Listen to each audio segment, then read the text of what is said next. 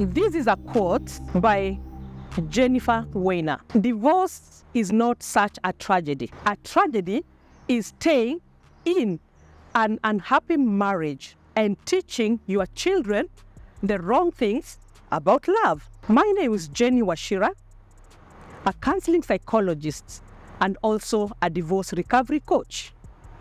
I am the founder of SADREF Africa. This is to welcome you to our show. This is my story, whereby we get to share real and candid conversations about our life's experience. You will get to hear amazing stories from people who have gone through divorce. Remember, don't allow your past experience to define your present and your future. Broken crayons, still color. I think there's something I want to pick from what you've said, Jane, in terms of, for you, it was a loss of 30 years being in marriage, and just even explaining how you went through the grieving cycle, from the shock, getting to denial, bargaining, anger, and all that, yeah? And that's one thing that I've really glad to pick, and I'm sure we can resonate with that, that actually separation, divorce is a loss, you know, and having to go through the entire grief cycle and not picking it as you are failing, you know, and acknowledging, appreciating the setbacks, and perhaps you can proceed now from there, how you are able to handle that.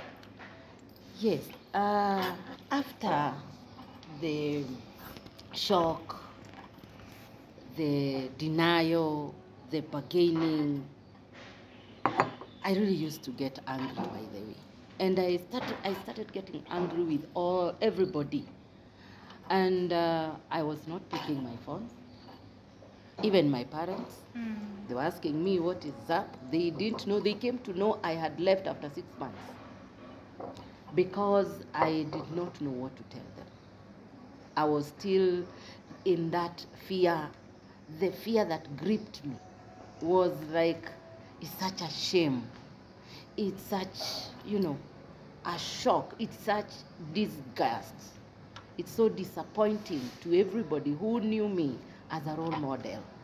In the church, I was leading a couples group in the church. I mean, and I was like, how can you be the leader of a church group for couples, yet you are unable to run your own marriage? And therefore, that is, as I've told you, my friends talked to me and tried to empathize with me. They actually encouraged me and helped me to understand that, yes, one of them is also single, even me I've done, but no loss is the same like the other one. And therefore, on my own accord, I decided to enroll for that course for counseling, and it is through that I started understanding myself, that, I had already normalized abuse, that, so when I was taking this and doing this, I was actually enabling the abuse, and therefore this is the result of my own making. And therefore, I did domestic abuse, I did financial abuse, I did domestic, physical, emotional, psychological, and that is how I now understood that, okay, I have my role to play, and it is me to work on myself so that I can actually deal with my loss, as opposed to getting angry with the other party. I started understanding that, so whatever he was doing is because of his culture.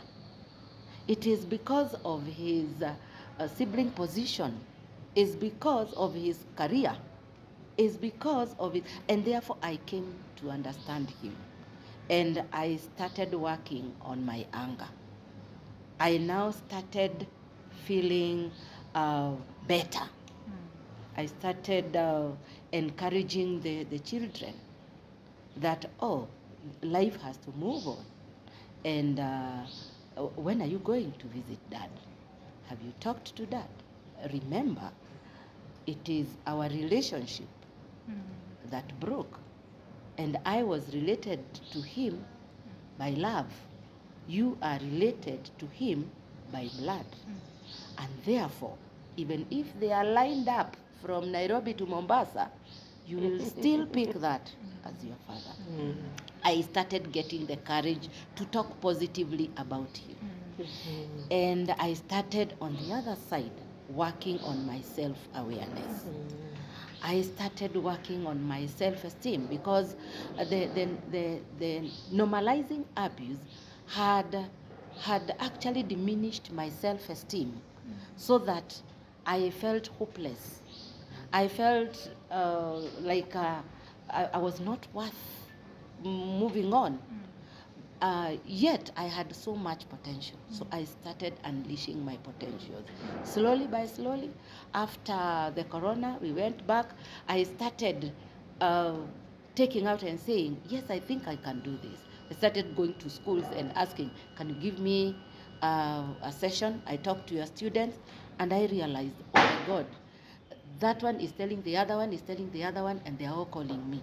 And even the financial abuse that I had, where the payslip was so small, I started working on it, and I started surviving. So I want to say that the healing journey has had obstacles. And all those obstacles, we are marking on them one by one. First was to work on my grief. After going through the grief, then I now worked on myself, my self-awareness. Then I got to an area where I accepted that it is loss, yes, but life has to move on. And I started putting strategies in place to help me forge forward. Wow, wow, wow, wow. Hey, that's an amazing journey, you know. And even what inspires me there, just getting to see the steps she took, you know, being deliberate and taking steps like to make yourself better, taking it upon yourself, personal responsibility, you know, to work on yourself. And also something else that I picked that is very important is about, how do I put it? You know, you can normalize abuse. You know, you can actually enable the abuser to continue abusing you, unknowingly, subconsciously, you know. And it can happen especially when you have been in a situation of abuse for long. So you don't know the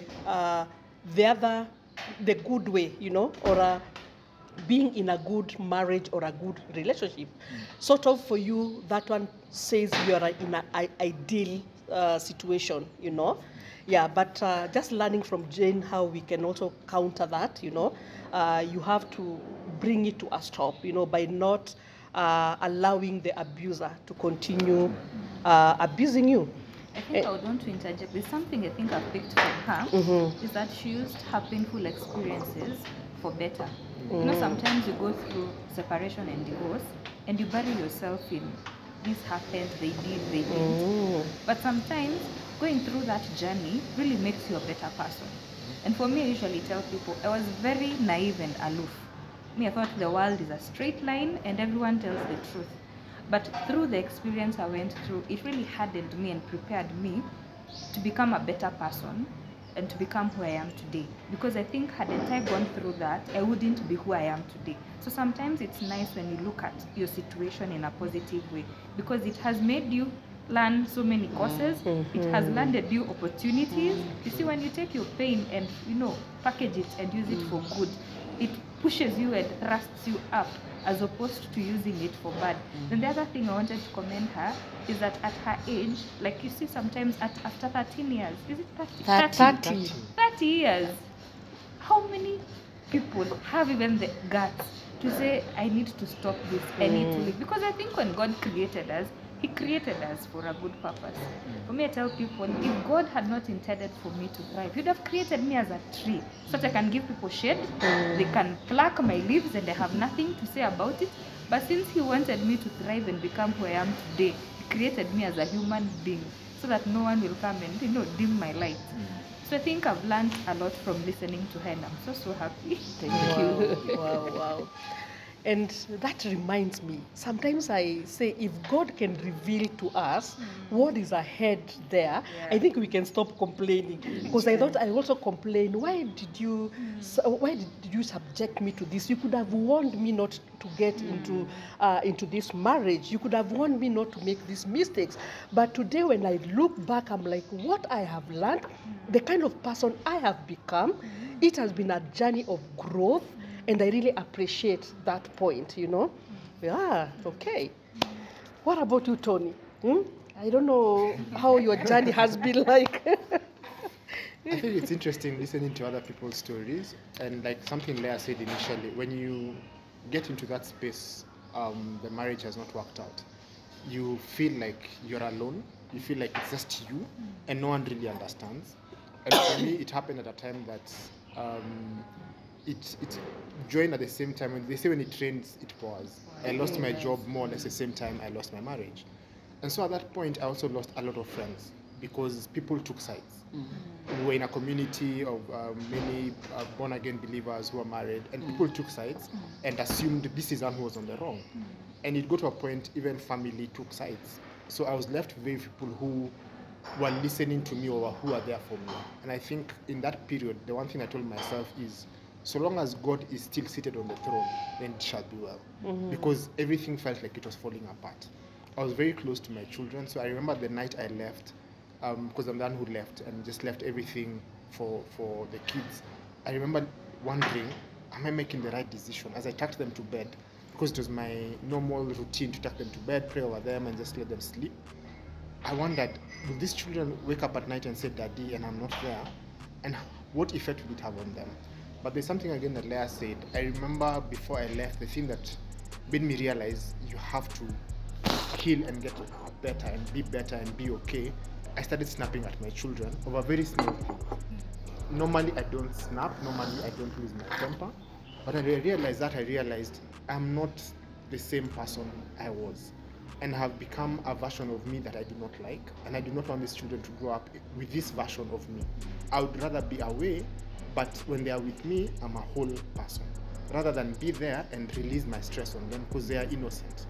So that decision to leave was very difficult, but when I look back, I'm glad I did because I'm now a better version of me, and I'm able to relate to them better.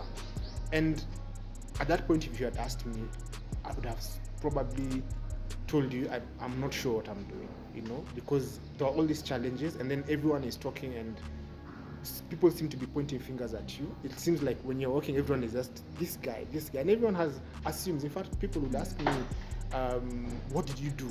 And I would ask them, what don't you assume? Why are you assuming it was me only who did? And as I went through that journey of just trying to heal and focusing on me, I remember I really told myself, you will not break down to the point of being suicidal or getting into depression that you can't function, because you have children who are looking up to you. And those two children kept me going, because I told myself, I never want my daughter to walk down the aisle without me because I killed myself.